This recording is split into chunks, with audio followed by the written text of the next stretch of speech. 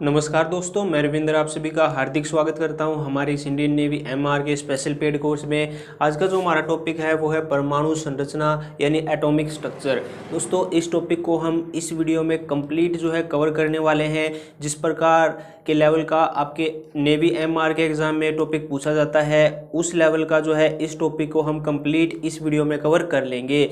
यहाँ पर मैं आपको एक बात बता देना चाहता हूँ दोस्तों, ये टॉपिक काफ़ी ज़्यादा हाई लेवल तक जाता है, लेकिन उस लेवल तक का हमें करने की कोई भी आवश्यकता नहीं है। जिस लेवल तक का हमारे एग्जाम में क्वेश्चन बनता है हम उसी लेवल तक का करेंगे।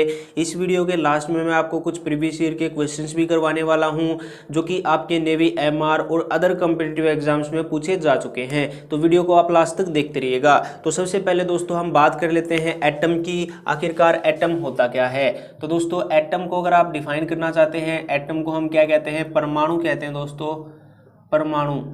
परमाणु को अगर आप डिफाइन करना चाहते हैं तो यहाँ पर कुछ इस प्रकार का आपका एटम होता है, काफ़ी स्मॉल पार्टिकल होता है।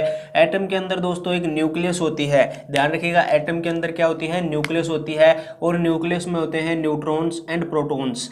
न्यूक्लियस में क्या होते हैं दोस्तों? न्यूट्रॉन्स और प्रोटॉन। इसे हम नाभिक कहते हैं। न्यूक्लियस को हम क्या कहते हैं? नाभिक कहते हैं। और ये हमारा क्या है? पूरा परमाणु है। परमाणु के अंदर ही जो है नाभिक होती है। उसके बाद दोस्तों ये जो नाभिक है, इसके चारों तरफ जो है इलेक्ट्रॉन्स रिवॉल्व करते रहते हैं, इलेक्ट्रॉन्स घूमते रहते हैं।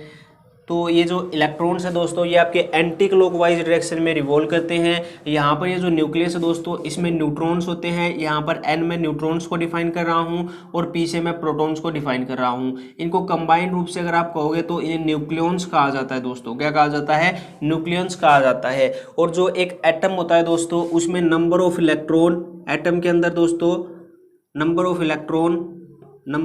इलेक्ट्रॉन बराबर होते हैं दोस्तों नंबर ऑफ प्रोटॉन्स के।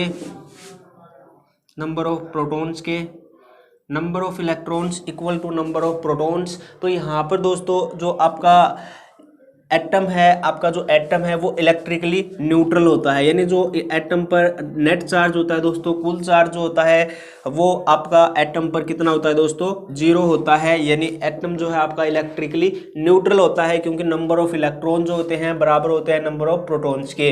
तो ये कुछ इस प्रकार से आप जो है एटम को डिफाइन कर सकते हैं। यहाँ पर ये जो इलेक्ट्रॉन्स हैं, ध्यान रखिएगा दोस्तों, electrons revolves around the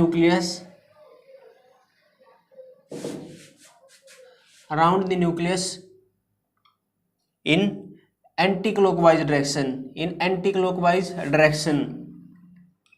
anti clockwise direction में जो है क्या करते हैं? इलेक्ट्रॉन्स न्यूक्लियस के चारों ओर घूमते हैं एंटी क्लॉकवाइज डायरेक्शन में। तो ये भी आप ध्यान रखिएगा। उसके बाद दोस्तों यहाँ पर नंबर ऑफ इलेक्ट्रॉन तो आपके नंबर ऑफ प्रोटॉन्स के बराबर हो गए हैं, जिसके कारण जो है एटम जो है इलेक्ट्रिकली न्यूट्रल होता है। नेट चार्ज जो है एटम पर कितना होता है? 0 होता है। अब बात कर लेते हैं दोस्तों, एटम पर जो है एटम का आखिरकार आकार कितना होता है? यानी साइज ऑफ एन एटम, परमाणु का आकार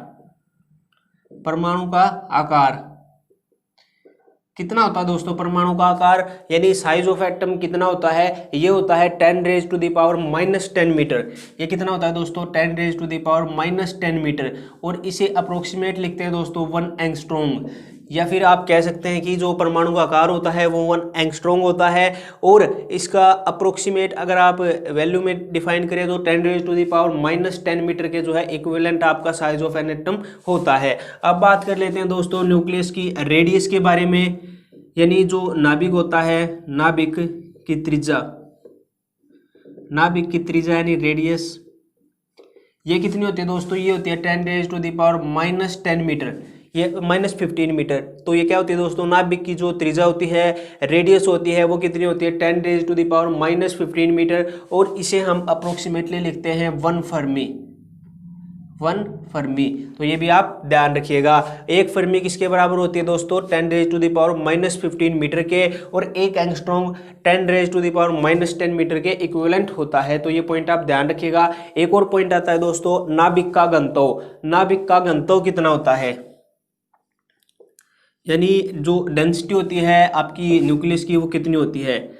नाभिक का घनत्व इसे दोस्तों आप रो से भी डिफाइन कर सकते हैं।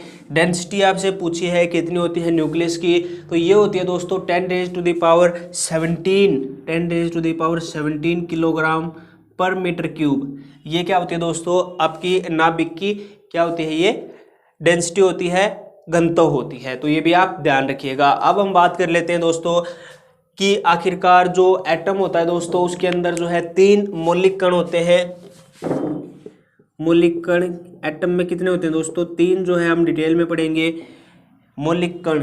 तो ये कौन कौन से होते हैं दोस्तों, ये आपका इलेक्ट्रॉन हो गया, उसके बाद प्रोटॉन हो गया और न्यूट्रॉन हो गया। तो इनके बारे में अब हम जो है डिटेल में पढ़ने वाले हैं कि आखिरकार इलेक्ट्रॉन क्या होते हैं, प्रोटॉन्स क्या होते हैं, न्यूट्रॉन्स क्या होते हैं। यहाँ पर मैंने आपको ये तो बता दिया कि न्यूक्लियस में आपके न्यूट्रॉन प्रोटॉन होते हैं और न्यूक्लियस के चारों ओर इलेक्ट्रॉन रिवॉल्व करते हैं। तो आखिरकार इलेक्ट्रॉन्स होते क्या हैं, प्रोटॉन्स होते क्या हैं, और ये जो है इनकी क्या क्या जो है एग्जिस्टेंस है, कब इनको खोजा गया था, किसने इनको खोजा था, उनके बारे में एक बार हम जान लेते हैं। तो सबसे पहले हम यहाँ पर बात कर लेते हैं दोस्तों हमारे इलेक्ट्रॉन की।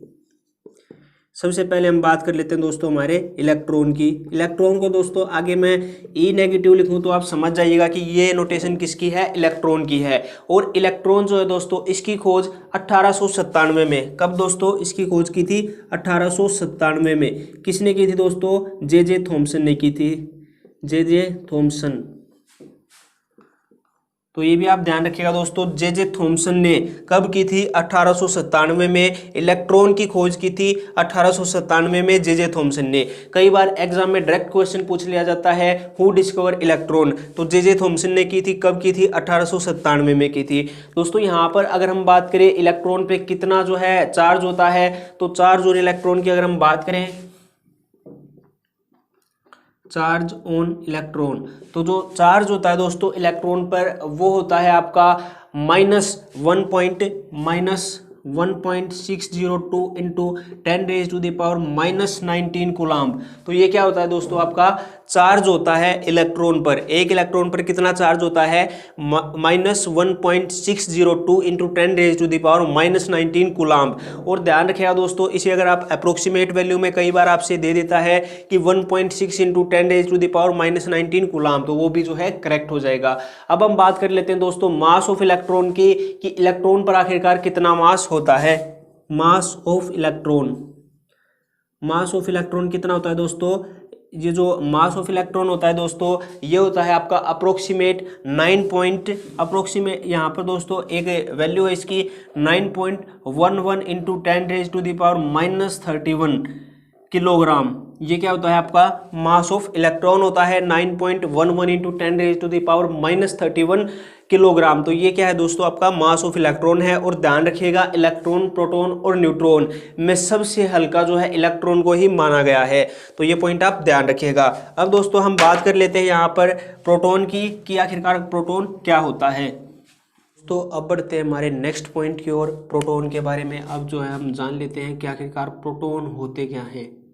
प्रोटॉन दोस्तों, प्रोटॉन जो है ये आपका जो है, अगर हम बात करें कि प्रोटॉन की खोज किसने की थी, तो प्रोटॉन की खोज दोस्तों 1886 में। कब दोस्तों, 1886 में किसने की थी दोस्तों, गोल्डस्टीन ने की थी, गोल्डस्टीन ने की थी। प्रोटॉन की खोज सबसे पहले दोस्तों गोल्डस्टीन ने की थी, लेकिन प्रोटॉन को प्रोटॉन नाम किसने दिया था दोस्तों, रदरफोर्ड ने दिया था। कब, 1919 में। खोज किसने की थी दोस्तों, यहाँ पर मैं आपके लिए लिख देता हूँ, खोज जो है किसने की थी, गोल्डस्टीन ने की थी 1886 में। प्रोटॉन नाम किसने दिया था, प्रोटॉन नाम जो है रदरफोर्ड ने दिया था। रदरफोर्ड ने कब दिया था दोस्तों, 1919 में। तो ये भी आप ध्यान रखिएगा। प्रोटॉन के खोजकर्ता कौन थे दोस्तों, गोल्डस्टीन थे। अगर आपके ऑप्शन में गोल्डस्टीन न मिले तो आप रदरफोर्ड को भी टिक कर सकते हैं। 1886 में गोल्डस्टीन ने इसकी खोज की थी। प्रोटॉन को प्रोटॉन नाम दोस्तों 1919 में रदरफोर्ड ने दिया था। अब हम बात कर लेते हैं कि जो प्रोटॉन होता है उस पर चार्ज कितना होता है, यानी आवेश। आवेश किस पर दोस्तों, प्रोटॉन पर। तो आवेश कितना होता है दोस्तों प्रोटॉन पर, तो आवेश होता है जितना इलेक्ट्रॉन पर होता है वही पॉजिटिव में। तो इलेक्ट्रॉन पर मैंने आपको बताया था कि 1.6 इंटू 10⁻⁴ इलेक्ट्रॉन पर नेगेटिव होता है, लेकिन इसमें पॉजिटिव होता है 1.6 इंटू 10⁻⁻⁻19 कूलाम जो है आवेश होता है। अब हम बात करें दोस्तों कि प्रोटॉन का आखिरकार द्रव्यमान कितना होता है, मास कितना होता है। द्रव्यमान की अगर हम बात करें किस पर, द्रव्यमान की अगर हम बात करें प्रोटॉन पर, तो प्रोटॉन का जो द्रव्यमान होता है वो 1.67 इंटू 10⁻⁻27 1.67 इंटू 10⁻⁻27 किलोग्राम जो है इसका क्या होता है, द्रव्यमान होता है। तो ये पॉइंट भी आप नोट कर लीजिएगा। तो ये आपके प्रोटॉन के बारे में थे। अब हम बात कर लेते हैं दोस्तों नेक्स्ट पॉइंट की, जो कि आता है न्यूट्रॉन।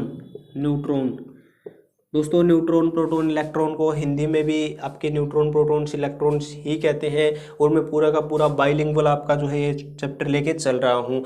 तो न्यूट्रॉन की अगर हम बात करें तो न्यूट्रॉन की खोज दोस्तों 1938 में 1938 में जेम्स चैडविक ने की थी। कब की थी दोस्तों, 1938 में जेम्स चैडविक। किसने दोस्तों, जेम्स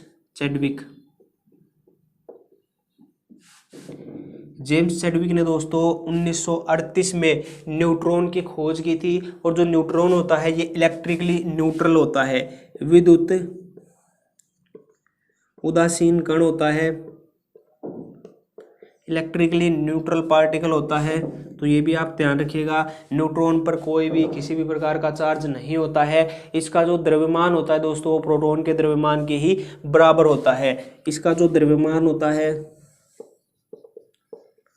क्या होता है दोस्तों, प्रोटॉन के द्रव्यमान के बराबर ही होता है, के द्रव्यमान के बराबर ही इसका जो है द्रव्यमान होता है। कितना आखिरकार इसका द्रव्यमान होता है दोस्तों, इसका जो द्रव्यमान होता है प्रोटॉन के द्रव्यमान के इक्विवेलेंट होता है 1.67 इंटू 10⁻⁻27 किलोग्राम जो है इसका भी क्या होता है, द्रव्यमान होता है। तो ये पॉइंट भी आप नोट कर लीजिएगा। एक और पॉइंट दोस्तों, हाइड्रोजन के परमाणु में न्यूट्रॉन्स नहीं होते हैं। ध्यान रखिएगा, हाइड्रोजन के परमाणु में न्यूट्रॉन्स नहीं होते हैं। हाइड्रोजन के परमाणु में न्यूट्रॉन्स नहीं होते हैं।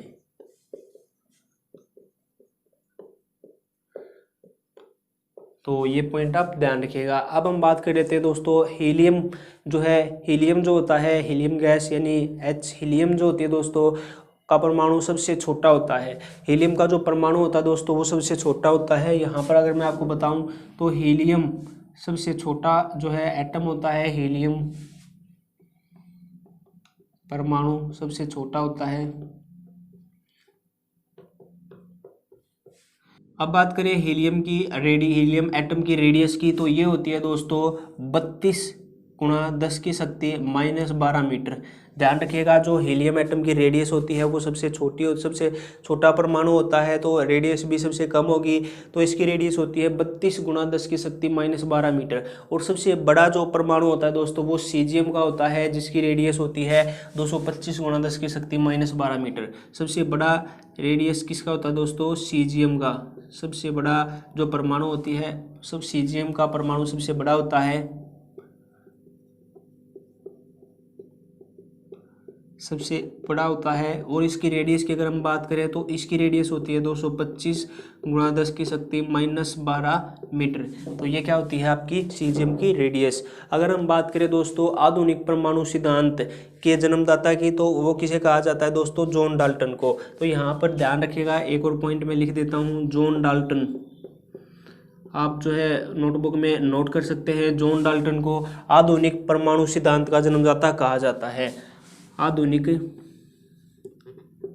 कई बार ये क्वेश्चन पूछा गया है दोस्तों, जॉन डाल्टन को आधुनिक परमाणु सिद्धांत का जन्मदाता, परमाणु सिद्धांत का जन्मदाता कहा गया है। तो आई होप कि वहाँ पर आपको विजिबल होगा, जॉन डाल्टन को आधुनिक परमाणु सिद्धांत का जन्मदाता कहा गया है। अब यहाँ पर दो और इम्पोर्टेंट पॉइंट आते हैं दोस्तों, एक तो पॉजिट्रॉन होता है और एक एंटी प्रोटॉन होता है। एक क्या होता है दोस्तों, पॉजिट्रॉन, एक होता है पॉजिट्रॉन और एक होता है दोस्तों एंटी प्रोटॉन। एक तो होता है पॉजिट्रॉन, जो पॉजिट्रॉन होता है दोस्तों ये जो है सब पार्टिकल होता है इलेक्ट्रॉन का, ध्यान रखिएगा, सब पार्टिकल ऑफ इलेक्ट्रॉन, यानी इलेक्ट्रॉन का ही जो है एक प्रतिकण होता है। और एंटी प्रोटॉन, यहाँ से आप अनुमान लगा सकते हैं, एंटी प्रोटॉन मतलब प्रोटॉन का ही जो है ये सब पार्टिकल होता है।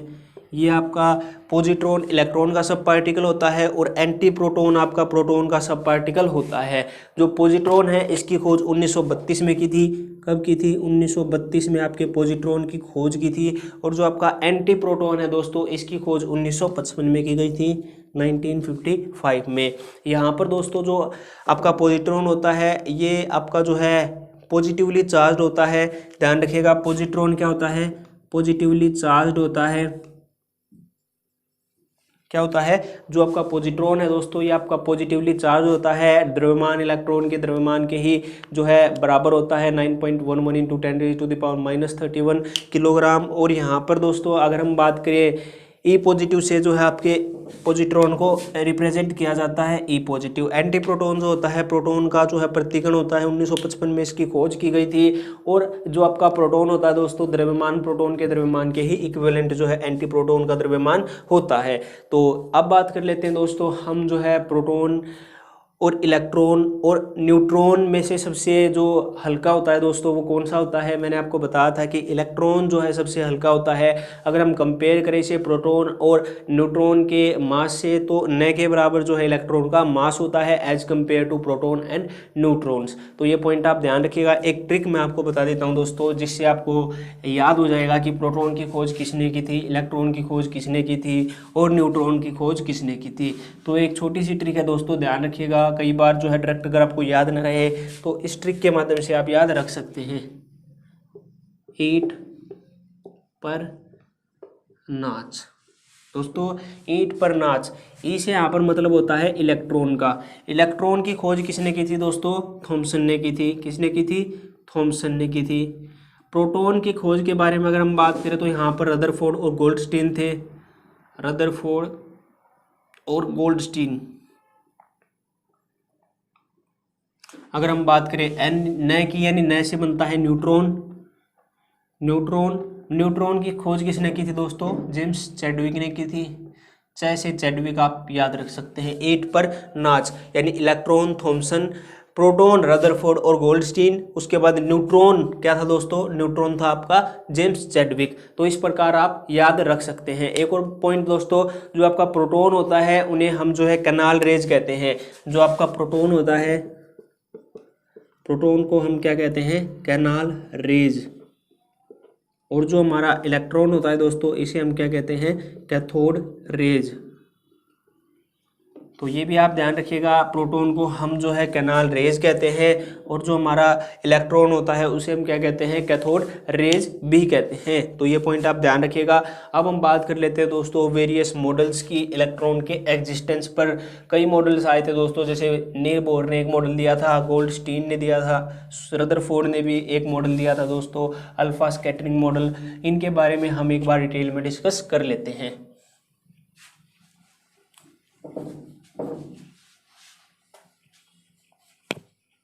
अब हम बात कर लेते हैं पूर्व परमाणु मॉडल के, यानी कुछ महत्वपूर्ण जो परमाणु मॉडल थे, एटॉमिक मॉडल्स थे उनके बारे में। तो सबसे पहला जो मॉडल दिया था दोस्तों वो दिया था थॉमसन ने।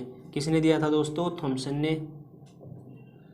थॉमसन ने अपने मॉडल में दोस्तों क्या कहा था इसके बारे में हम डिस्कशन करेंगे। तो थॉमसन का परमाणु मॉडल था जो था दोस्तों थॉमसन ने कहा था कि जो इलेक्ट्रॉन होता है दोस्तों, यहाँ पर मान लीजिए ये इलेक्ट्रॉन है, इसका कंपैरिजन उसने किससे किया था? तरबूज से किया था दोस्तों, वाटरमेलन से। वाटरमेलन से जो है इन्होंने इलेक्ट्रॉन एटम का जो है कंपैरिजन किया था। जिस प्रकार वाटरमेलन में दोस्तों डॉट डॉट डॉट यानी बीज होते हैं, जिस प्रकार से आप सभी को पता है वाटरमेलन में बीज जो है एम्बेडेड होते हैं, उसी प्रकार दोस्तों जो एटम होता है ये मान लीजिए तरबूज है और ये मान लीजिए हमारा क्या है? एटम यानी परमाणु है। यहाँ पर दोस्तों जिस प्रकार इसमें बीज हैं उसी प्रकार जो है एटम में इलेक्ट्रॉन जो है एम्बेड होते हैं। तो इस प्रकार से जो है उसने बताया था, ये अपने मॉडल में एटम परमाणु की तुलना की थी किससे? तरबूज से। तो यहाँ पर दोस्तों इन्होंने बताया था कि जो परमाणु होता है उसमें जो है उतना ही पॉजिटिव चार्ज होता है, यानी जो एटम होता है in an atom in an atom positive charge जो होता है, कुल पॉजिटिव चार्ज यानी टोटल पॉजिटिव चार्ज दोस्तों टोटल नेगेटिव चार्ज के बराबर होता है, जिससे दोस्तों जो एटम है वो इलेक्ट्रिकली न्यूट्रल होता है। एटम इज न्यूट्रल हो गया यानी उदासीन हो गया दोस्तों एटम, क्योंकि पॉजिटिव चार्ज जितना है उतना ही नेगेटिव चार्ज है। तो ये दोस्तों किसने बताया था, आपका थॉमसन ने बताया था। वाटरमेलन से जो है कंपेयर किया था एटम को, जिस प्रकार वाटरमेलन में सीड्स होते हैं, बीज होते हैं, उसी प्रकार एटम में इलेक्ट्रॉन एम्बेड होते हैं। और एटम में दोस्तों एटम इलेक्ट्रिकली न्यूट्रल होता है, ये बात तो ठीक थी उसकी, लेकिन यहाँ पर दोस्तों इसमें बताया था कि जो इलेक्ट्रॉन है वो आपके यहाँ पर इसमें एम्बेड हैं, और जो total number of positive charge है वो total number of negative charge के इक्विवेलेंट है। तो एटम आपका क्या हो गया, न्यूट्रल हो गया।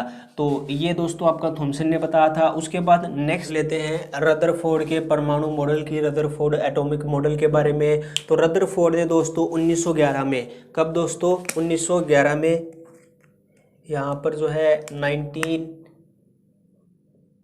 1911 में दोस्तों 1911 में रदरफोर्ड ने जो है ये एक्सपेरिमेंट जो है प्ले किया था, जिसे दोस्तों अल्फा स्कैटरिंग मॉडल भी कहा जाता है, यानी अल्फा प्रकीर्णन मॉडल भी इसे कहा जाता है। इसमें क्या था दोस्तों, इसमें रदरफोर्ड ने एक एक्सपेरिमेंट प्ले किया, जिसमें एक यहाँ पर दोस्तों अल्फा स्कैटरिंग सोर्स है, अल्फा एमिटिंग सोर्स है। तो यहाँ पर जो है ये सोर्स लगातार जो है अल्फा पार्टिकल्स को एमिट कर रहा है। यहाँ पर दोस्तों एक यहाँ पर जो है एक थिन गोल्ड फॉइल है, जो जिसकी जो थिकनेस है, जिसकी जो मोटाई है वो 1000 एटम्स के इक्विवेलेंट है, बराबर है। इस जो ये आपकी गोल्ड फॉइल है दोस्तों, इसके बाद एक जेडएनएस स्क्रीन है। तो इसमें दोस्तों रदरफोर्ड ने क्या किया, रदरफोर्ड ने दोस्तों यहाँ से जो ये एमिटिंग सोर्स है ये इसने एमिट किए अल्फ़ा पार्टिकल्स को, और ये अल्फ़ा पार्टिकल्स दोस्तों इस जो गोल्ड फॉइल्स है इसमें से कई जो है पास कर गए, कुछ डेविएट हो गए। उनके बेसिस पर जो है रदरफोर्ड ने इस परमाणु मॉडल को प्रस्तुत किया। इसमें दोस्तों क्या जो है इंपॉर्टेंट पॉइंट थे, एक तो दोस्तों most of alpha particle pass कर गए थे इस जो आपकी ये गोल्ड फॉइल है इसमें से बिना किसी डेविएशन के, यानी बिना मुड़े जो है वो सिंपल इसमें से पास कर गए थे सीधा का सीधा। तो इससे जो है क्या पता चला दोस्तों कि एटम में जो मैक्सिमम स्पेस है वो खाली है, यानी एटम का जो मैक्सिमम स्पेस है वो क्या है, खाली है। उसके बाद दोस्तों इसने कहा कि वेरी फ्यू पार्टिकल, यानी बहुत से कम पार्टिकल जो है डेविएट हुए थे थोड़ा बहुत, यानी कोई जो है 50 डिग्री से डेविएट हो गया, कोई 20 डिग्री से, कुछ बहुत ही कम पार्टिकल्स दोस्तों डेविएट हुए थे इस गोल्ड फॉइल से। तो इसका मतलब है दोस्तों जो पॉजिटिव चार्ज है वो काफ़ी कम स्पेस में जो है कंसंट्रेटेड है एटम के अंदर। उसके बाद दोस्तों a very small fraction of alpha particle were deflected by 180 degree, बहुत ही कम जो है अल्फा पार्टिकल, बिल्कुल कम दोस्तों अल्फा पार्टिकल 180 डिग्री से डेविएट हुए, जिससे उसने रदरफोर्ड ने बताया कि जो पॉजिटिव चार्ज है या फिर मास है वो concentrated in very small volume in an atom. तो एटम के अंदर बहुत ही कम वॉल्यूम में जो है वो कंसंट्रेटेड है। तो इसी कारण जो है बहुत ही कम जो है अल्फा पार्टिकल डिफ्लेक्टेड हुए थे 180 डिग्री से। तो ये भी आप ध्यान रखिएगा। अब दोस्तों यहाँ पर इसने कंक्लूजन क्या निकाला, रदरफोर्ड ने अपना जो मॉडल प्रस्तुत किया था अल्फा स्कैटरिंग मॉडल, इससे कंक्लूजन क्या निकाला, इससे कंक्लूजन निकाला दोस्तों जो एटम होता है उसके अंदर पॉजिटिव चार्ज होता है, यानी पूरे एटम में जहाँ पर पॉजिटिव चार्ज कंसंट्रेटेड होता है उसे इसने न्यूक्लियस कह दिया, यानी नाभिक कह दिया। जहाँ पर पूरा का पूरा जो धनात्मक चार्ज है, धनात्मक आवेश है वो कंसंट्रेटेड है, उसे क्या कह दिया, न्यूक्लियस कह दिया। तो ये बात भी ठीक है। उसके बाद दोस्तों electron revolve around the nucleus in circular path, इसने बताया दोस्तों जो हमारा जो यहाँ पर एटम हो गया इसके अंदर न्यूक्लियस है जहाँ पर पूरा का पूरा पॉजिटिव चार्ज कंसंट्रेटेड है। उसके बाद इसने बताया कि जो इलेक्ट्रॉन है वो न्यूक्लियस के चारों तरफ जो है रिवॉल्व कर रहे हैं, इलेक्ट्रॉन जो है न्यूक्लियस के चारों तरफ क्या कर रहे हैं, रिवॉल्व कर रहे हैं। तो ये भी ठीक बात है दोस्तों, इसे हम प्लैनेटरी मॉडल ऑफ एटम भी कहते हैं। उसके बाद दोस्तों size of nucleus is very small as compare to size of an atom, size of nucleus यानी जो न्यूक्लियस का आकार है उसे अगर हम जो है एटम के आकार से कंपेयर करें तो वो काफ़ी ज़्यादा छोटा है। ये भी ठीक बात है दोस्तों, क्योंकि एटम के अंदर ही न्यूक्लियस है। तो ये दोस्तों बेसिक बातें जो है कंक्लूजन रदरफोर्ड ने निकाला था अपने इस अल्फा प्रकीर्णन जो इसने ये एक्सपेरिमेंट किया था इसके बेसिस पर। तो ये बातें इसने बताई थी, ये कंक्लूजन उसने निकाला था। इसमें दोस्तों एक सबसे बड़ी जो है ड्रॉबैक आई थी, ड्रॉबैक यानी सबसे बड़ी जो है जो इसमें कमी थी वो क्या थी, वो थी दोस्तों कि ये जो आपका रदरफोर्ड का परमाणु मॉडल है ये अच्छे से एक्सप्लेन नहीं कर पाया। इसने बताया कि इलेक्ट्रॉन जो है न्यूक्लियस के चारों तरफ जो है रिवॉल्व करते हैं, लेकिन दोस्तों अगर वो न्यूक्लियस के चारों तरफ रिवॉल्व करते रहेंगे तो वो लगातार अपनी एनर्जी को भी खर्च करेंगे, अपनी एनर्जी को भी यूज़ करेंगे, जिससे दोस्तों एक टाइम ऐसा आएगा जब उनकी एनर्जी खत्म हो जाएगी और वो न्यूक्लियस में गिर जाएंगे। लेकिन ऐसा कभी भी नहीं होता है, क्योंकि अगर ऐसा होगा तो जो एटम है उसकी एग्जिस्टेंस ही खत्म हो जाएगी, उसका जो एग्जिस्टेंस है वो बिल्कुल खत्म ही हो जाएगा। अगर ये इलेक्ट्रॉन जो है नाभिक में गिर जाते हैं तो इलेक्ट्रॉन जो एटम है उसकी एग्जिस्टेंस खत्म हो जाएगी। तो इसने कहा था दोस्तों, इसकी जो ड्रॉबैक है वो आप नोट कर सकते हैं, मैं आपको बता दे रहा हूं। इसकी जो मेन ड्रॉबैक थी वो थी कि इलेक्ट्रॉन अगर दोस्तों न्यूक्लियस के चारों तरफ रिवॉल्व कर रहे हैं तो वो लगातार अपनी एनर्जी को खर्च कर रहे हैं। अगर वो अपनी एनर्जी को खर्च कर रहे हैं तो एक टाइम ऐसा आएगा जब उनकी एनर्जी खत्म हो जाएगी और वो न्यूक्लियस में गिर जाएंगे। तो ऐसे वो जो है लगातार एनर्जी को व्यय भी कर रहे हैं और लगातार घूम भी रहे हैं और वो न्यूक्लियस में नहीं गिरते हैं। तो इसे जो है एक्सप्लेन नहीं कर पाई थी रदरफोर्ड का ये अल्फा स्कैटरिंग मॉडल। तो इसे दोस्तों किसने एक्सप्लेन किया था? इसे एक्सप्लेन किया था नील बोर ने। कब? 1913 में। 1913 में दोस्तों नील बोर ने मैक्स प्लैंक थ्योरी के बेसिस पर जो है इसे एक्सप्लेन किया था। कब? किसने दोस्तों? नील बोर ने। तो यहाँ पर हम जो है नील बोर को भी देख लेते हैं दोस्तों कि आखिरकार उसने क्या बताया था। 1913 में दोस्तों किसने? नील बोर ने। नील बोर ने दोस्तों 1913 में बताया इसको, जो है जो इसकी ड्रॉबैक्स थी रदरफोर्ड के मॉडल की, उसको जो है नील बोर ने इन आपत्तियों को 1913 में Max Planck quantum theory, Max Planck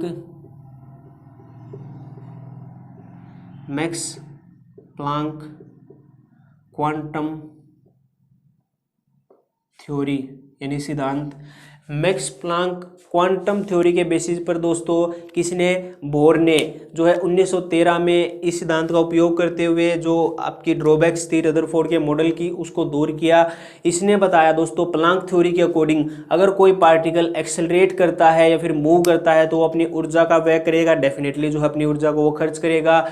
और दोस्तों यहाँ पर इसने बताया कि जो इलेक्ट्रॉन है वो रिवॉल्व करते हैं न्यूक्लियस के चारों ओर और वो भी जो है एनर्जी को जो है लूज करते हैं, खर्च करते हैं in the form of EM waves, EM waves के रूप में वो भी जो है इसे जो है ख़त्म करते हैं। तो ये जो है मैक्स प्लैंक ने बताया कि अगर कोई भी एटम या फिर कोई भी पार्टिकल रिवॉल्व करता है तो वो अपनी एनर्जी को व्यय करता है और वो जो है अपनी एनर्जी को ईएम वेव की फॉर्म में व्यय करता है। तो इसके बेसिस पर जो है बताया कि जो यहाँ पर नील बोर ने बताया कि जो इलेक्ट्रॉन है वो नेगेटिवली चार्ज है। इलेक्ट्रॉन क्या है? नेगेटिवली चार्ज्ड पार्टिकल है। इलेक्ट्रॉन क्या है दोस्तों? नेगेटिवली चार्ज्ड पार्टिकल है इलेक्ट्रॉन, और ये रिवॉल्व करता है न्यूक्लियस के चारों ओर। Electron is a negatively charged और रिवॉल्व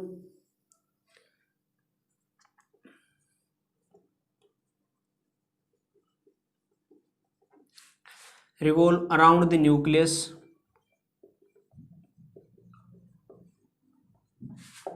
इन डिस्क्रीट ऑर्बिट्स।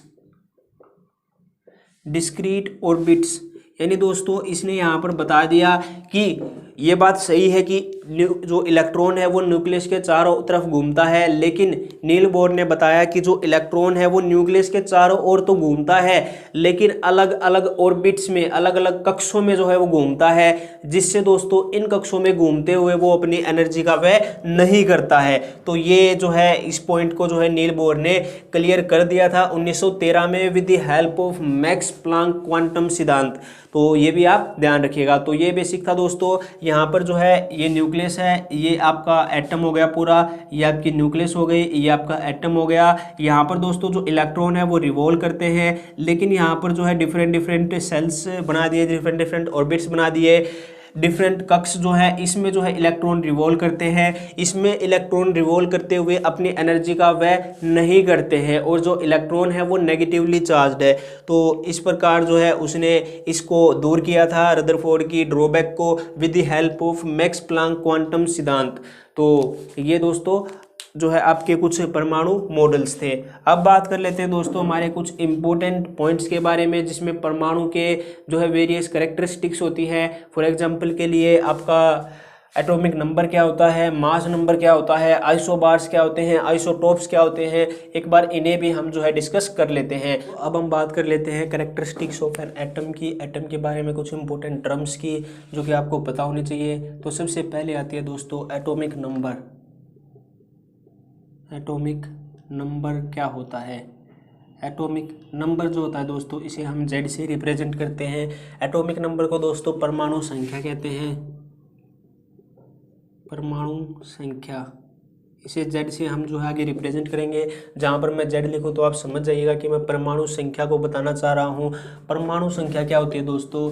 ये होती है नंबर ऑफ इलेक्ट्रॉन्स या फिर number of protons, number of electrons या फिर नंबर ऑफ प्रोटॉन्स। जिसमें मान लीजिए दोस्तों कोई एटम है, उसमें जितने नंबर ऑफ इलेक्ट्रॉन्स हैं उसे आप डायरेक्टली कह सकते हैं कि उसकी परमाणु संख्या है, या फिर उसमें जितने नंबर ऑफ प्रोटॉन्स हैं उसे आप कह सकते हैं कि ये उसकी क्या है, परमाणु संख्या है। अब हम बात कर लेते हैं दोस्तों, ये तो हो गई आपकी परमाणु संख्या। एग्जाम्पल के लिए दोस्तों सोडियम जो होता है उसकी परमाणु संख्या 11 होती है, सोडियम की परमाणु संख्या 11 होती है। कार्बन की परमाणु संख्या कितनी होती है दोस्तों? 6 होती है। इसी प्रकार ऑक्सीजन की जो परमाणु संख्या होती है वो क्या होती है दोस्तों? वो 8 होती है। जैसे हाइड्रोजन की परमाणु संख्या कितनी होती है? 1 होती है। तो ये आपका क्या होता है? परमाणु संख्या होती है, एटॉमिक नंबर होती है। उसके बाद अब हम बात कर लेते हैं दोस्तों आपके मास नंबर की। मास नंबर क्या होता है? मास नंबर, मास नंबर को दोस्तों द्रव्यमान संख्या भी कहते हैं। द्रव्यमान संख्या, द्रव्यमान संख्या को यहाँ पर हम ए से रिप्रेजेंट करेंगे दोस्तों। द्रव्यमान संख्या क्या होती है? Number of nucleons, number of nucleons. दोस्तों चैप्टर्स की शुरुआत में मैंने आपको बताया था कि न्यूक्लियॉन्स क्या होते हैं? Number of protons plus neutrons को हम कंबाइंड रूप से क्या कहते हैं? नंबर ऑफ न्यूक्लियॉन्स कहते हैं, प्रोटॉन प्लस न्यूट्रॉन्स को। तो ये भी आप ध्यान रखिएगा। तो ये क्या होती है? हमारा मास नंबर होता है। अब हम दोस्तों कोई भी एटम हुआ उसे हम किस प्रकार से रिप्रेजेंट करेंगे?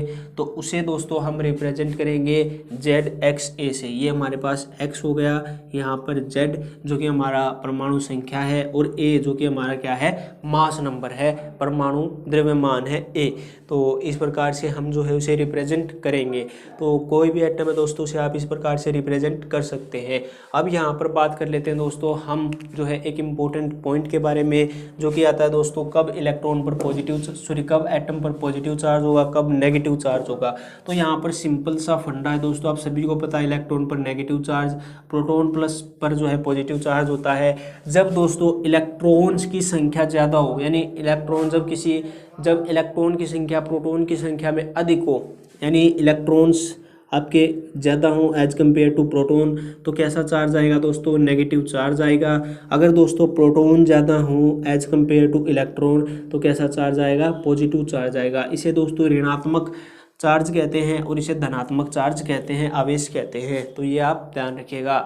अब यहाँ पर हम बात कर लेते हैं दोस्तों, एक और इम्पोर्टेंट पॉइंट आता है आपका, यहीं पर मैं लिख देता हूँ, आइसोटोप्स। आइसोटोप्स यानी समस्थानिक। समस्थानिक क्या होते हैं दोस्तों? आइसोटोप्स क्या होते हैं? समस्थानिक को अगर आप डिफाइन करना चाहते हो तो सिंपल आप जो है डिफाइन कर सकते हैं। यहाँ पर देखिए दोस्तों मैं कुछ हाइड्रोजन के समस्थानिक लिख लेता हूँ। उसके बाद यहाँ पर देखिए दोस्तों, तो ये जो है 3 समस्थानिक जो है मैंने हाइड्रोजन के लिख लिए हैं। इसे दोस्तों हम प्रोटियम कहते हैं, प्रोटियम, और इसे हम जो है ड्यूटेरियम कहते हैं, और इसे हम ट्रिटियम कहते हैं। इस प्रकार भी आप लिख सकते हैं दोस्तों। इसे हम क्या कहते हैं? प्रोटियम कहते हैं। क्या कहते हैं? इसे प्रोटियम कहते हैं, और इसे हम ड्यूटेरियम कहते हैं, और इसे हम क्या कहते हैं? ट्रिटियम कहते हैं। तो इस प्रकार भी आप लिख सकते हैं, कोई भी दिक्कत आपको नहीं आएगी। ये तीनों के तीनों ही जो है आइसोटोप्स हैं हाइड्रोजन के। यहाँ पर दोस्तों आइसोटोप्स मैंने कहा है तो आप सिंपल पता लगा सकते हैं।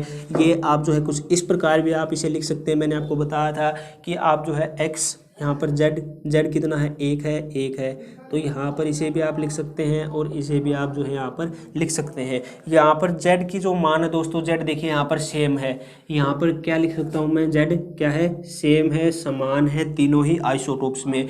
तीनों में जेड समान है दोस्तों। जेड क्या है, हमारा एटॉमिक नंबर है। तो यहाँ पर जेड जो है एटॉमिक नंबर क्या होगा, सेम होगा।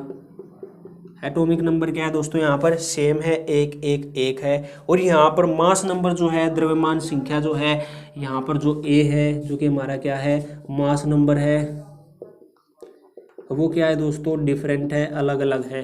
तो यहाँ कहने का मतलब ये दोस्तों, आप जो है किसी को भी किसी का आइसोटोप तब कहोगे जब उनका जो आपका मास एटॉमिक नंबर है, द्रव्यमान संख्या जो आपकी द्रव्यमान संख्या है, यहाँ पर देखिए दोस्तों, जो आपकी परमाणु संख्या है वो तो क्या होगी, समान होगी। और जो आपकी द्रव्यमान जो आपका परमाणु संख्या है वो तो सेम है। और जो आपकी द्रव्यमान संख्या है, मास नंबर है, वो डिफरेंट होगा। तो उसे आप क्या कहोगे, आइसोटोप कहोगे। तो यहाँ से आप ध्यान रख सकते हैं, जो इसमें आपका एटॉमिक नंबर होता है वो सेम होता है। और जो एटॉमिक मास होता है, परमाणु द्रव्यमान संख्या जो होती है, परमाणु द्रव्यमान संख्या जो होती है वो क्या होती है, अलग अलग होती है। तो ये आप ध्यान रखिएगा, जो ये आपके प्रोटियम, ड्यूटेरियम और ट्रिटियम, तो ये आपके क्या हैं, आइसोटोप्स हैं।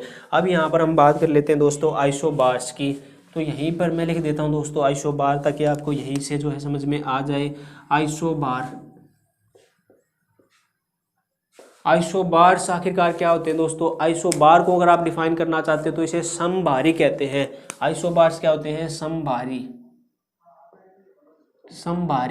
ये क्या होते हैं दोस्तों, यहाँ पर जो है इसका अपोजिट हो गए। इसमें क्या होता है दोस्तों, जो आपके समभारी होते हैं, इसमें आपका जो ए है, ए क्या है, आपका मास नंबर है, ए तो आपका सेम रहता है, लेकिन जो जेड है वो आपका डिफरेंट हो जाता है। तो यहाँ पर मैं बार बार आपको नहीं बताऊंगा कि ए क्या है, जेड क्या है। आप सिंपल ध्यान रखिएगा, ए आपका मास नंबर है, जेड आपका एटॉमिक नंबर है। तो एटॉमिक नंबर इसमें डिफरेंट हो जाता है, मास नंबर क्या हो जाता है, इसमें सेम हो जाता है। अगर मैं आपको एग्जाम्पल दूँ तो दोस्तों यहाँ पर आप लिख सकते हैं 40C, यहाँ पर आप लिख सकते हैं 18C 40। और एक और आता है दोस्तों अर्ग, आप ले सकते हैं कि 8A 40 भी आप ले सकते हैं दोस्तों। तो यहाँ पर देखिए दोस्तों, कहने का मतलब ये है, आप किस प्रकार रिप्रेजेंट करोगे यहाँ पर। तो यहाँ पर जो आपका ए है, मास नंबर वो सेम है, यहाँ पर देखिए 40 सेम है। तो ये आपके क्या हो गए, ये आपके आइसोबार्स हो गए। तो ये आप ध्यान रखिएगा, आइसोबार्स में आपका जो मास नंबर होता है वो सेम होता है, वहीं पर आइसोटोप्स यानी समस्थानिक में आपका जो मास नंबर होता है वो डिफरेंट होता है। इसके बाद दोस्तों एक और दो और इम्पोर्टेंट पॉइंट आते हैं। एक तो आता है आइसोटोन्स।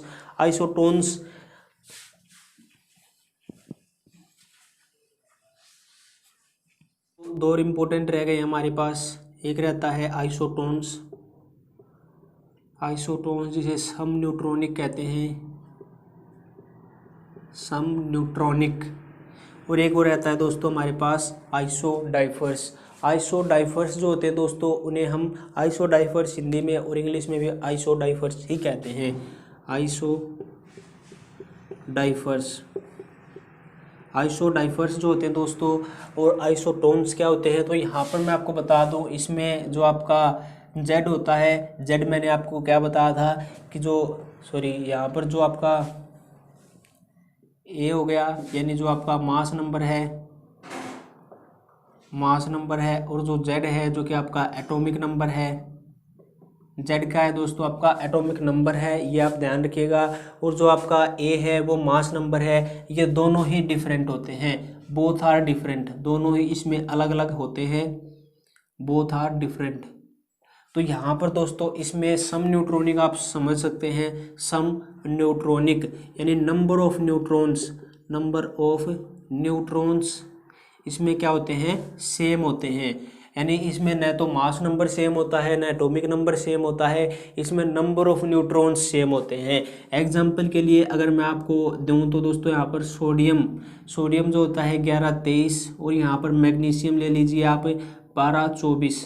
तो यहाँ पर आप सभी को पता है कि जो न्यूट्रॉन्स होते हैं वो क्या होते हैं दोस्तों, मास नंबर यानी A - Z आपका क्या होता है, नंबर ऑफ न्यूट्रॉन्स होते हैं, नंबर ऑफ न्यूट्रॉन्स होते हैं। तो यहाँ पर निकालिए दोस्तों, आप जो है निकाल सकते हैं कि यहाँ पर कितना कितना बच गया नंबर ऑफ न्यूट्रॉन। अगर 23 में से 11 घटाओगे तो 12 बच गया, और 24 में से 12 घटाओगे तो 12 बच गया। तो क्या हो गया दोस्तों, ये हमारा आपके 12 नंबर ऑफ न्यूट्रॉन्स दोनों में सेम है, तो ये एक दूसरे के आइसोटोन्स है, सम न्यूट्रॉनिक है। अब हम बात कर लेते हैं दोस्तों आइसोडाइफर्स की। आइसोडाइफर्स आखिरकार होते क्या है, तो दोस्तों जो रासायनिक तत्वों से भिन्न तत्व जिनमें न्यूट्रॉनों और प्रोटॉनों की संख्या का अंतर, इसमें क्या होता है दोस्तों,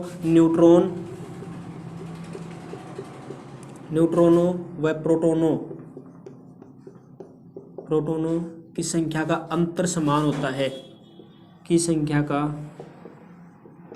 अंतर समान होता है। तो ये पॉइंट आप ध्यान रखिएगा। जो आइसोडाइफर्स होते हैं इसमें नंबर ऑफ न्यूट्रॉन्स और नंबर ऑफ प्रोटॉन्स का जो डिफरेंस होता है वो सेम होता है। तो ये पॉइंट आप ध्यान रखिएगा आइसोडाइफर्स। अगर मैं आपको आइसोडाइफर्स का एग्जांपल दूं तो प्लूटोनियम 94 और 235, तो यहाँ पर देखिए दोस्तों 239 होता है, प्लूटोनियम 94 और 239। उसके बाद एक और यहाँ पर हम ले तो दोस्तों यहाँ पर यूरेनियम का ले लेते हैं हम, यूरेनियम का 92 और 235। तो यहाँ पर देखिए दोस्तों नंबर ऑफ न्यूट्रॉन्स आप निकालिए, नंबर ऑफ प्रोटॉन्स आप निकालिए, और जो उनका डिफरेंस आएगा उसे आप कैलकुलेट कीजिए, वो सेम आता है। तो ये एक दूसरे के क्या हैं, आइसोडाइफर्स हैं। तो यहाँ पर आप निकालिए दोस्तों, सबसे पहले तो हम नंबर ऑफ प्रोटॉन्स निकाल लेते हैं। नंबर ऑफ प्रोटॉन्स अगर हम निकालेंगे तो यहाँ पर देखिए दोस्तों नंबर ऑफ प्रोटॉन्स पहले में से हम निकालते हैं दोस्तों, पहले में से हम जो है नंबर ऑफ प्रोटॉन्स निकालते हैं। तो यहाँ पर नंबर ऑफ प्रोटॉन्स कितने हो जाएंगे, देखिए 239 माइनस करेंगे हम 94 को, तो यहाँ से देखिए दोस्तों कितना आ गया है, 239 में से अगर हम 239 में से 94 को अगर हम सब्ट्रैक्ट करेंगे तो यहाँ पर 145 जो है हमारे पास आ जाएगा। वहीं पर अगर हम 235 में से जो है 92 को जो है सब्ट्रैक्ट करेंगे तो यहाँ पर कितना आ जाएगा दोस्तों हमारे पास, यहाँ पर हमारे पास आ जाएगा, अगर हम 235 में से 92 को अगर हम सब्ट्रैक्ट करेंगे तो कितना आ जाएगा दोस्तों हमारे पास, यहीं पर आ गया 143 आ गया। तो ये दोस्तों हमारे पास क्या आ गए, नंबर ऑफ प्रोटॉन्स आ गए, सॉरी नंबर ऑफ न्यूट्रॉन्स आ गए। यहाँ पर क्या है, ये नंबर ऑफ न्यूट्रॉन्स हैं। नंबर ऑफ न्यूट्रॉन्स हमारे पास कितने आ गए, 145 और 143 आ गए। अब यहाँ पर नंबर ऑफ न्यूट्रॉन्स को अगर हम निकालेंगे, सॉरी नंबर ऑफ प्रोटॉन्स को अगर हम निकालेंगे, नंबर ऑफ प्रोटॉन्स निकालने का क्या है दोस्तों, नंबर ऑफ प्रोटॉन्स या फिर नंबर ऑफ इलेक्ट्रॉन क्या होते हैं, उसका एटॉमिक नंबर होते हैं। तो यहाँ पर डायरेक्टली हमारे पास आ गए दोस्तों, पहले में नंबर ऑफ प्रोटॉन्स कितने हैं, नंबर ऑफ आपके प्रोटॉन्स कितने 94 और दूसरे में 92 हैं। अब दोस्तों इनमें से आप जो है सब्ट्रैक्ट कर दीजिए, क्योंकि नंबर ऑफ प्रोटॉन हमारे पास आ गए, नंबर ऑफ न्यूट्रॉन हमारे पास आ गए, तो न्यूट्रॉन में से प्रोटॉन घटाएंगे तो डायरेक्टली आप घटा सकते हैं। तो यहाँ पर जो है 5 में से 5 में से 4 गए, कितना बच गया 1, और 14 में से 9 घटाओगे तो आपके पास कितना बच गया, 5 बच गया। सिमिलरली दोस्तों यहाँ पर हमारे पास 1 बच गया और यहाँ पर कितने बच गए, 5 बच गए। तो यहाँ पर दोस्तों नंबर ऑफ न्यूट्रॉन्स और नंबर ऑफ प्रोटॉन्स का जो डिफरेंस हमारे पास आया है वो सेम आया है दोनों में, 51 और 51। तो यहाँ पर ये क्या है, एक दूसरे के आइसोडाइफर्स हैं। तो ये पॉइंट आप ध्यान रखिएगा। जो आइसोटोन्स होते हैं सम न्यूट्रॉनिक होते हैं, उसमें नंबर ऑफ न्यूट्रॉन्स सेम होते हैं, और जो आइसोडाइफर्स होते हैं उसमें number of neutrons minus number of protons equal to अगर आपके बराबर आ जाए तो वो क्या है, आइसोडाइफर्स है। यानी डिफरेंस ऑफ आपका जो नंबर ऑफ न्यूट्रॉन्स हैं, नंबर ऑफ प्रोटॉन्स हैं, उनका जो डिफरेंस है वो समान आ जाए तो वो आइसोडाइफर्स हैं। तो आई होप कि आप सभी को ये क्लियर हो गया होगा कि क्या जो है आइसोटोन्स होते हैं, क्या आइसोडाइफर्स होते हैं। तो दोस्तों हमारा ये टॉपिक जो है कंप्लीट होता है। अब हम जो है कुछ प्रीवियस ईयर के क्वेश्चंस कर लेते हैं इस टॉपिक से रिलेटेड। दोस्तों वैसे तो ये टॉपिक काफ़ी हाई लेवल तक जाता है, लेकिन उस लेवल तक का हमें करने की कोई भी आवश्यकता नहीं है, क्योंकि उस लेवल का हमारे एग्जाम में क्वेश्चन आता ही नहीं है। तो जिस लेवल तक के क्वेश्चन आते हैं वो जो है हमने इसमें डिस्कस कर लिए हैं। अब दोस्तों ये आपका जो बेसिक है, जो कि आपके एग्जाम के पॉइंट ऑफ व्यू से इंपॉर्टेंट है, वो आपका सारा का सारा कंप्लीट होता है। अब कुछ इंपॉर्टेंट प्रीवियस ईयर के क्वेश्चन हम जो है इस टॉपिक के कर लेते हैं।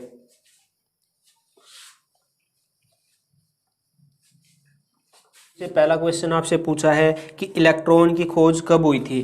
तो इलेक्ट्रॉन की खोज कब हुई थी दोस्तों, इलेक्ट्रॉन की खोज तो आप सभी को पता है 1897 में इलेक्ट्रॉन की खोज जे थॉमसन के द्वारा हुई थी। किसके द्वारा हुई थी दोस्तों, जे थॉमसन। जे थॉमसन ने दोस्तों 1897 में इलेक्ट्रॉन की खोज की थी।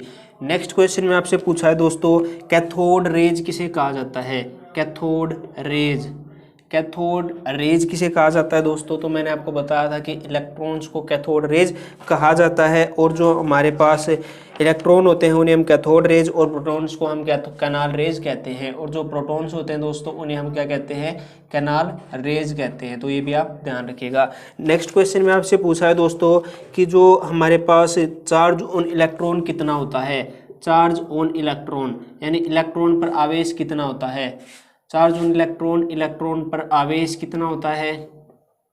तो ये मैंने आपको बता दिया था कि जो इलेक्ट्रॉन होता है उस पर जो है -1.602 इंटू 10⁻⁻19 कूलाम जो है चार्ज होता है। और मास ऑफ इलेक्ट्रॉन कितना होता है दोस्तों, मास ऑफ इलेक्ट्रॉन यानी इलेक्ट्रॉन का द्रव्यमान, इलेक्ट्रॉन का जो द्रव्यमान होता है वो कितना होता है दोस्तों। इलेक्ट्रॉन का चार्ज मैंने आपको बताया 1.602 इंटू 10⁻⁻19 कूलाम, और इसका जो मास होता है 9.1 इंटू 10⁻⁻31 kg जो है होता है।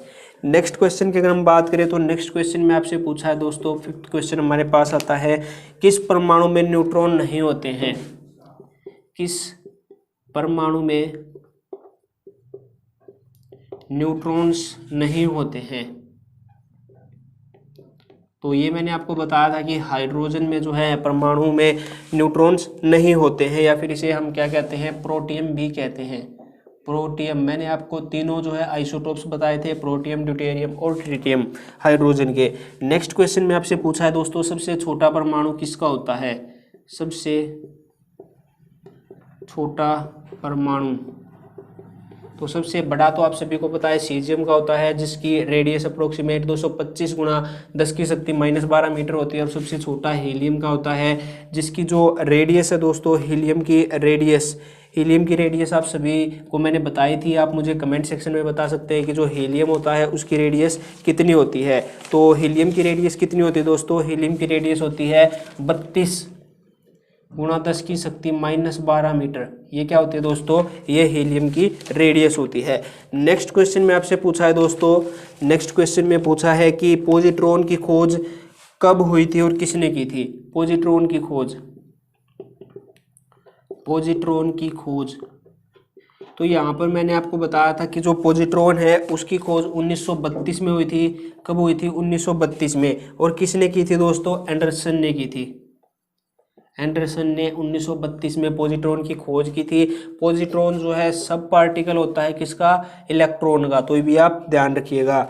नेक्स्ट जो क्वेश्चन हमारे पास आता है दोस्तों, नेक्स्ट क्वेश्चन में आपसे पूछा है, एटम के कक्षों के बारे में किसने बताया था। एटम के कक्ष के बारे में, एटम यानी परमाणु के जो कक्ष होते हैं, वेरियस ऑर्बिट्स होते हैं, कक्ष के बारे में किसने बताया था। तो मैंने आपको बताया था दोस्तों, जो रदरफोर्ड का जो मेन जो आपकी डिसएडवांटेज थी, उसकी जो मेन ड्रॉबैक थी, उसने बताया था कि इलेक्ट्रॉन न्यूक्लियस के चारों ओर तो घूमते हैं, लेकिन दोस्तों उसने ये नहीं बताया कि वो किस प्रकार से घूमते। तो इसे बताया था नील बोर ने। नील बोर ने दोस्तों 1913 में बताया था कि जो आपके एटम्स होते हैं वो न्यूक्लियस के चारों ओर डिस्क्रीट ऑर्बिट्स में घूमते हैं। तो ये किसने बताया था, नील बोर ने। नील बोर ने दोस्तों कब बताया था, ये 1913 में। नेक्स्ट क्वेश्चन आपसे पूछा है दोस्तों, नंबर ऑफ न्यूट्रॉन्स होते हैं। Number of neutrons, number of neutrons के बारे में आपसे पूछा है कि नंबर ऑफ न्यूट्रॉन्स को आप कैसे बता सकते हैं। तो यहाँ पर जो होता है ए यानी mass number minus atomic number, mass number minus atomic number को आप क्या कहते हैं दोस्तों, ये आप कहते हैं नंबर ऑफ न्यूट्रॉन्स। तो ये भी आप ध्यान रखिएगा दोस्तों। नेक्स्ट क्वेश्चन आपसे कहता है कि जो है आपसे किसी संख्या का द्रव्यमान संख्या दी हुई है। द्रव्यमान संख्या, द्रव्यमान संख्या आपसे दी हुई है, आपको दी हुई है 23, और यहाँ पर जो है परमाणु संख्या दी हुई है 11। परमाणु संख्या दी हुई है कितनी, 11। आपसे पूछा है दोस्तों उसमें प्रोटॉनों की संख्या कितनी होगी। प्रोटॉनों की संख्या, नंबर ऑफ प्रोटॉन आपसे पूछे हुए हैं कि कितनी होगी, तो प्रोटॉनों की संख्या दोस्तों कितनी होगी। यहाँ पर मैंने आपको बताया था कि नंबर ऑफ प्रोटॉन्स आप किस प्रकार निकाल सकते हैं, द्रव्यमान संख्या को आप ए से रिप्रेजेंट करते हैं और परमाणु संख्या को आप किस से रिप्रेजेंट करते हैं, जेड से। तो यहाँ पर दोस्तों क्या हुआ इसका करेक्ट आंसर, 23 में से अगर आप जो है 11 घटा दोगे तो आपके पास 12 आ जाएगा, जो कि आपका नंबर ऑफ प्रोटॉन्स होंगे। नेक्स्ट क्वेश्चन में आपसे पूछा है दोस्तों, किन्हीं दो परमाणुओं कि द्रव्यमान संख्या ये जो है भिन्न है लेकिन परमाणु संख्या बराबर है। क्वेश्चन कहता है दोस्तों, दो परमाणुओं की द्रव्यमान संख्या यानी आपका जो द्रव्यमान संख्या है ए है, द्रव्यमान संख्या वो क्या है दोस्तों, वो यहाँ पर बताई हुई है कि भिन्न भिन्न है यानी डिफरेंट है। और आपका जो परमाणु संख्या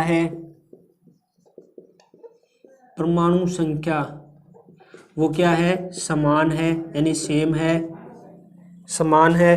तो आपसे पूछा है दोस्तों वो एक दूसरे के क्या हैं, तो ये एक दूसरे के क्या हैं, आइसोटोप्स हैं यानी समस्थानिक हैं। तो ध्यान रखिएगा आइसोटोप्स में द्रव्यमान संख्या अलग अलग होती है लेकिन परमाणु संख्या बराबर होती है। फॉर एग्जांपल के लिए जो हाइड्रोजन का दोस्तों आपका एटम होता है वो आपके जो है क्या है, वो आपके एक दूसरे के आइसोटोप्स हैं। ध्यान रखिएगा ये आपका प्रोटियम, ये ड्यूटेरियम और ये ट्रिटियम, ये क्या है, एक दूसरे के आइसोटोप्स हैं। तो ये भी आप ध्यान रखिएगा।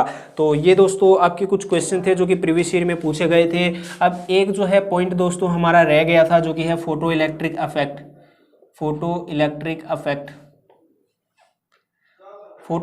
इफेक्ट दोस्तों नॉर्मली आपको पता होना चाहिए कि क्या जो है फोटो इलेक्ट्रिक इफेक्ट होता है दोस्तों। जब किसी भी मेटल सरफेस, ये मेटल सरफेस आपका पोटेशियम हो सकता है, सीजियम हो सकता है, कोई भी मेटल सरफेस दोस्तों, जब उस पर एक फिक्स्ड एक जो मिनिमम फ्रीक्वेंसी से ज़्यादा फ्रीक्वेंसी की रेडिएशन जो है इस मेटल सरफेस पर गिरती है तो ये मेटल सरफेस दोस्तों इलेक्ट्रॉन्स को रिलीज करता है, इलेक्ट्रॉन्स को जो है निकालता है। तो यहाँ पर दोस्तों ये जो आपकी फ्रीक्वेंसी होनी चाहिए, ये जो फ्रीक्वेंसी आपकी है ये थ्रेशोल्ड फ्रीक्वेंसी से ज़्यादा होनी चाहिए। ये फ्रीक्वेंसी क्या है दोस्तों, थ्रेशोल्ड फ्रीक्वेंसी से ज़्यादा होनी चाहिए, थ्रेशोल्ड फ्रीक्वेंसी से ज़्यादा होनी चाहिए। थ्रेशोल्ड फ्रीक्वेंसी क्या होती है दोस्तों, minimum frequency above which emission of electron takes place, यानी कम से कम इतनी फ्रीक्वेंसी होनी चाहिए कि दोस्तों इलेक्ट्रॉन का एमिशन आपका हो सके।